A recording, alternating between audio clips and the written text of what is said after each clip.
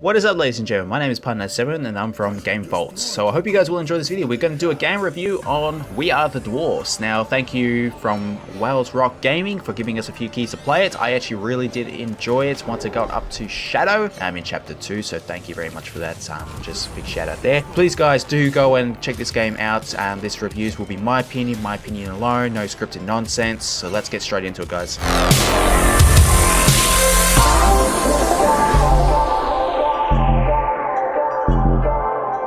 We Are The Dwarves is an RTS, a real-time strategy game where you are being put into the seat of three characters, Smashfist, Shadow, and Forcer. Now, you will eventually get all three characters and will be able to play as all three characters in one mission, but you do, at the start of the game in Chapter 1, you get to play as two characters, which is a bit interesting and definitely quite good. But the game is about the Dwarven stars are slowly dying, so their race is on the brink of extinction. Deliverance is poised upon three Dwarven astronauts who are sent on an expedition to find a new star to continue growing their culture and continue their race. So we basically don't want the race to die, they're going to find a new star. Now, they're basically gone into a region called the Endless Stone. Now, it's made of a bunch of roots and stones, and it's got an anomaly in the middle which actually sucks in their spaceship and they get trapped.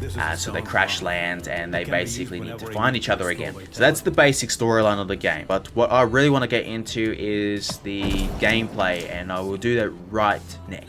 Some of the gameplay mechanics revolve around going in hard-hitting, full-on action and going in stealth. Now, one of the things I do like to try and do is stealth because it's a lot easier and you don't get killed as often. However, that doesn't always work out and you do have to go loud and hairy. But there is an added gameplay aspect to the game where you actually go into zero gravity. Now, you can't really do stealth in that. You always get spotted by enemies, so you are always going into attack. However, it's quite interesting how they implement the zero gravity. We basically have to use our weapon as propulsion to get around the map. And you can use your bubble to ram enemies and destroy them, but understand the fact that you take damage as well. Now, the game is quite interesting in the way they approach all the different situations. They do expect you to do stealth and distract enemies, but that does not always work, and Forcer is a very good example of that. I've tried to use his E ability and distract the enemies, and it does not work at all. I actually get spotted by trying to walk past the enemies because they hear me and they will want to go and investigate there, and I get spotted and I have to verse 100 enemies. So sometimes the stealth aspect does not work, but with Shadow it actually works quite well because he actually is a stealth character and he needs to hide and get away from enemies so he doesn't die and get hit, because he does take a little bit more damage. But there is an added feature because Shadow really does make you want to use that spacebar, which pauses the game so you can actually look around and decide on the strategy you want to take. And that's one of the gameplay mechanics I really like about the game, being able to look around and see, oh, I could probably go this way and take out this enemy in between so I don't get spotted, so I can get to the exit. So that's what I do like about that spacebar, and it really does add extra gameplay element that I really do enjoy and makes you really think on how you want to tackle that mission. The first character you play is Forcer. Now, he's the guy with the shotgun. He has his force field ability, which actually heals and regenerates his teammates, as well as protects them from most poisons and damage. He also then has the puncher ability, which is his medium range attack, which is basically a straight bullet, like a slug round that goes straight through an enemy at quite a bit of distance. He also has the salvo, which is a powerful short range attack with a wide angle and a strong recoil, which pushes off your enemies. You also have bombard, which is a grenade launcher ability, which will shoot a massive grenade between a cluster of enemies and do a massive wide range damage of a splash. He also has a decoy ability, which allows him to try and sneak away or distract an enemy so he can get past. That does not always work because I've tried that and I always die. The second character you play is the close range combat guy. His name is Smashfist. He basically has about 6 abilities. Stone Form, which if you spec correct can actually heal you, but is basically also an ability that stops him from taking as so much damage. Then he's got Whirlwind, which is his Q ability, which will basically allow him to spin around and attack multiple enemies all the way around him. He's got the Ram ability, which is his W ability, which will allow him to charge forward at an enemy and knock him off balance. Then he's got Battle Cry, which is his E ability, and it allows him to yell back at the enemies like a Fusrada and knock them straight back. So he clears the enemies away from him so they're not all swarming him and he's not taking as much damage. Then he's got Control, which is a stunning strike that makes it possible to control a single target. It is useful to use Control against single enemies to prevent them getting damaged by them. So basically, we don't get any damage by them. We are able to just attack him and they can't do shit about it. Then he's got Fireform, which is his rage. So if he takes enough damage, he does go into a rage mode, which he does deal more damage and take a little bit less. So that's also very useful with Smash Fist, but he does get quite repetitive in his play style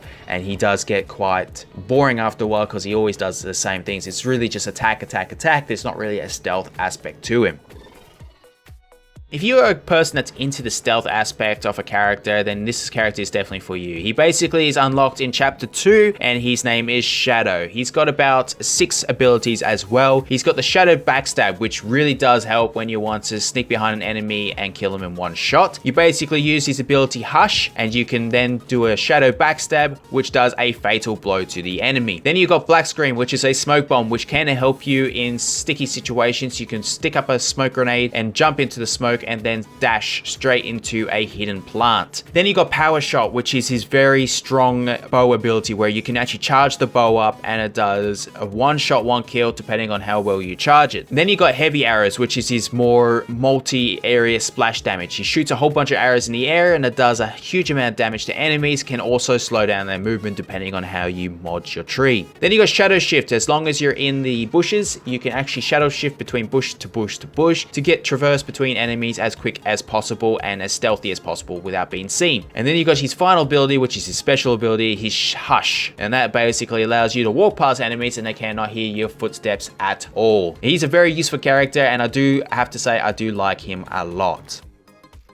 Before I close out this review, I'm going to say a few negatives about the game, so a few cons, and then I'll give them a few pros. I do have to say that 2 of the characters, Forza and Smash Fist, do get quite repetitive. Now, I don't have many cons about this game, but that is one of them. I do find them very repetitive in their play styles, which is just completely attack, attack, attack. You don't have that chance to do complete stealth like Shadow. You don't have that option of going also attack. You just don't have that variety. Other thing I really want to bring up is also the enemies. Now, sometimes there is a bit odd thing about the enemies. Even though there's no dead bodies around, they somehow know you're there and then they just attack you for no reason. And that really does get on my nerves a little bit and probably really adds that Dark Souls element that I really hate. But it's just pisses you off after a while. You don't kill anything, but they actually see you and they get you. It just, yeah, it really does go bad. But on the positive note, I really did enjoy playing Shadow. His introductory mission was an absolute blast to play. And also being in that force field bubble in Force's mission, that was also very enjoyable. And I really did like the aspect of having to move around in that bubble and trying to traverse the map that way. That was just absolutely brilliant. I love it. So using your cannon to move around, that was one of my favorite highlights of the game as well. And I just like that pause feature you guys have added into the game. It just really adds that aspect of strategy in it, and you can able to look around and see where you can go next. But that's a huge amount of cons and pros, but I probably will do a write-up on the Steam page of a review. I'll do like a in-depth one on there, so I might leave a link in the description for you guys. But I'll give this game a 7 out of 10 for what it is. It's very good, very worth the $25 if you want a long game. I mean, I played for 5.5 hours already, and I'm only probably up to Chapter 2. I know I'm actually up to Chapter 2, and I'm only about 3 or 4 missions in. So if you guys enjoyed the video, please leave a like, leave a comment, and as always from Gamevault, hope you guys did enjoy. See you all next time. I'm Pile97.